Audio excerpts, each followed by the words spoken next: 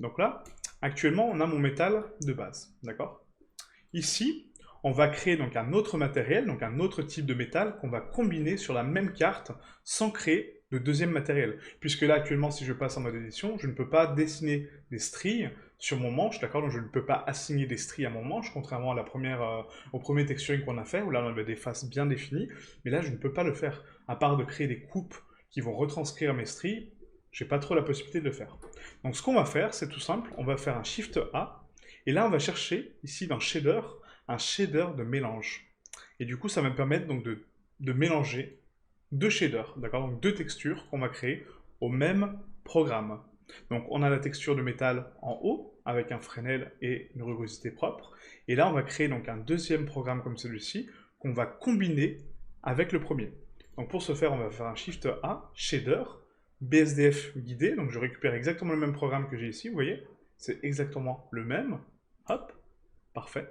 Je vais le raccorder à mon mélange, et là j'ai le facteur de mélange. Donc qu'est-ce qui va provoquer ce mélange? Qu'est-ce qui va contrôler ce mélange? Donc le mélange, pour l'instant, on va le décocher pour voir juste mon matériel, celui-ci, hein, donc le deuxième, à 100% pour l'instant. Et on va commencer à le texturer. Donc pour ce faire, donc, je veux un métal noir, encore une fois. Hein. Donc on va passer ici donc, avec une valeur HSV, donc Hue, Saturation and Value. Et du coup, c'est teinte, saturation et valeur. Donc la valeur, on va la mettre à 0.15. Voilà, donc un noir un petit peu gris. Pourquoi? Rappelez-vous, parce que si on augmente la métallique, ça va assombrir mon métal. D'accord? Donc il sera parfaitement noir. La spécularité, on va la mettre, donc un Fresnel à du coup, je pense 0.35. Donc voilà, très peu de Fresnel encore une fois, à moins que la première. Et la rugosité, on va la mettre à 0.35. Donc un petit peu de brillance, mais pas trop, un petit peu moins que mon métal principal. Maintenant que j'ai créé mon deuxième shader, je vais devoir créer une texture, justement, donc une texture noire et blanche, pour contrôler ce facteur. Parce que rappelez-vous, ici, on a un contrôle de facteur, d'accord? Donc un pin gris, un petit point gris, ce qui veut dire que c'est une valeur contrôlable par une valeur de 0 à 1 facteur de 0 à 1. Et ce facteur, ça va être quoi? Ça va être donc une valeur 0, une valeur complètement noire, une valeur 1, une valeur complètement blanche. Donc à moi de créer une texture noire et blanche qui va contrôler le placement, donc le mélange de mes textures. Donc pour ce faire, on va ici faire un Shift A, créer une texture, et on va commencer par créer une texture de vague. Rappelez-vous, les vagues sont des stries, hein, d'accord, donc des espèces d'anneaux qu'on va devoir créer et devoir modifier. Donc là, si je raccorde actuellement la couleur à ma texture, donc CTRL-SHIFT, clic gauche pour voir, voilà ce qu'il me présente, d'accord? Donc des stries complètement parallèles dans la longueur, et du coup ça me crée donc des valeurs noires et blanches. C'est parfait, c'est pile ce que je veux pour contrôler mon masque, pour contrôler mon facteur d'influence.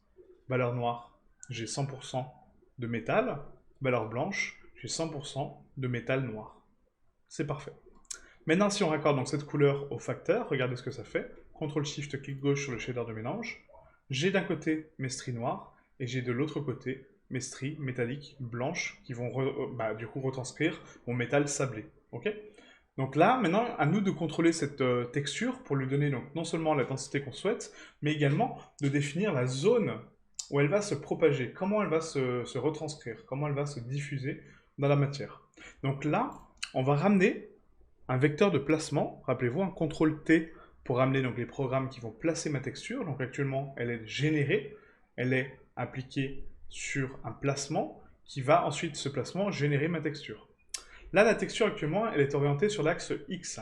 Moi, je veux la tourner, je veux l'orienter sur la longueur et pas sur la largeur. Hein. Donc du coup, on va changer l'axe et on va passer sur Y.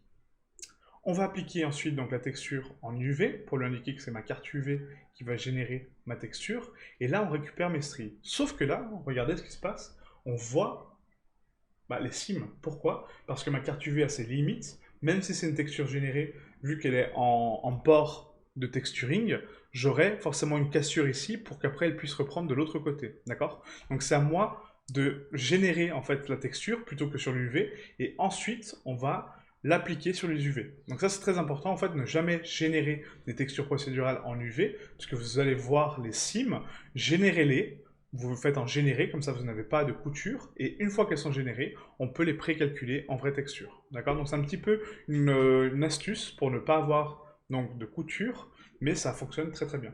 Si on les applique sur les UV, je vois mes coutures. Ok. Si je suis en généré, je vais générer ma texture, donc il n'y a pas de notion d'UV. Maintenant que j'ai ça, on va augmenter la taille donc en la réduisant, d'accord? Donc augmenter la taille des stries. Donc là, je pense qu'on va passer une valeur donc à 0,25, comme ceci. Et là, je me dis, bah c'est bien, mais du coup, mes stries sont toujours orientées sur X, comme tout à l'heure, d'accord? Donc j'ai beau changer ici la valeur, ça change pas grand-chose, hein, on a toujours une valeur qui est parallèle à mon manche, d'accord? Qui va donc dans sa longueur, oui. Qui va dans sa longueur. Donc du coup, à moi de la tourner ici, donc de la rotation, hein, pour l'orienter correctement. Donc là, si mon axe fait face à moi et que ma texture est parallèle à mon axe, d'accord, qu'elle est centrale, on peut la tourner sur l'axe X, normalement, pour la tourner. Donc là, on va essayer. Hop, ça marche pas, d'accord. Pourquoi? Parce que je ne suis pas sur l'axe X, je suis sur l'axe Y. Et là, je peux tourner ma texture, vous voyez, donc l'orienter comme je souhaite. Donc on va mettre un angle de 90 degrés pour la laisser complètement parallèle. Et maintenant, si j'augmente ma taille, regardez ce qui se passe. J'ai mes stries dans le bon sens, d'accord? Donc je révèle les stries que j'ai. Parfait. C'est vraiment ce que je veux. Ok? Donc maintenant qu'on a ça, donc on va créer une espèce de texture de manche un petit peu striée, mais je veux créer un croisement de texture, d'accord? Donc je veux créer deux anneaux qui vont se superposer, comme si c'était un habillage un petit peu, une lanière de cuir qui va venir donc se croiser dans mon métal. Donc pour ce faire, on ne va pas l'orienter à 90, on va l'orienter du coup à 125 pour le pivoter légèrement sur le côté, sauf que là, ça va le déformer. Pourquoi? Parce qu'encore une fois, on est en génération de texture. Donc il va générer les anneaux, il va les adapter en fonction de l'orientation, donc la rotation que je lui ai donnée, et du coup, il va les placer comme il l'entend. Donc à moi d'adapter l'angle en fonction de ce que je souhaite, d'accord? Donc ça ne sera pas un angle de 125, mais plutôt un angle donc, de 95 à peu près. Voilà, comme ceci. Donc là, c'est un petit peu trop, on va réduire un peu. Je pense que 92, au final, c'était pas si mal que ça. 92.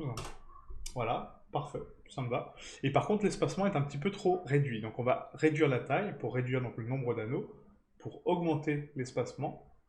Voilà, comme ceci. Et là, je me rends compte que du coup, bah, c'est sympa, mais j'ai quand même pas mal de flou. Ma texture est floue, elle n'est pas 100% affichée. J'ai quand même une dissipation de la texture qui va se propager et du coup qui va me retranscrire des valeurs bah, pas très jolies en fait, hein. On abîme la texture. Pourquoi? Parce que là, quand on génère donc, la texture de vague, il génère donc des valeurs noires, blanches, mais aussi grises.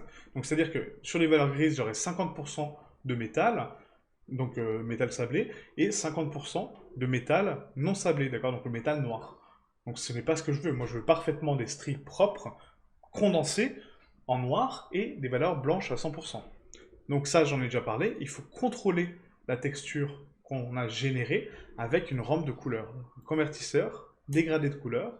On va contrôler la texture, donc les valeurs de noir et de blanc, grâce à cette rampe.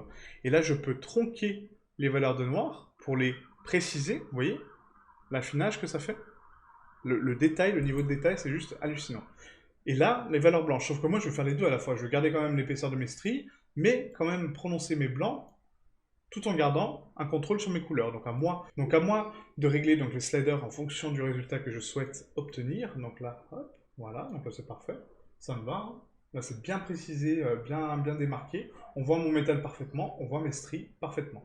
Maintenant, on va faire l'inverse, d'accord? Donc je veux créer un croisé, donc créer une jonction de textures. Donc pour ce faire, on va refaire la même manipulation. Donc là, on va faire un B pour tout sélectionner, donc cette partie-là. G pour la déplacer un petit peu au-dessus. Et on va faire une duplication. Donc Shift D, je duplique tous ces programmes, d'accord? Donc le programme qui va générer mes stries.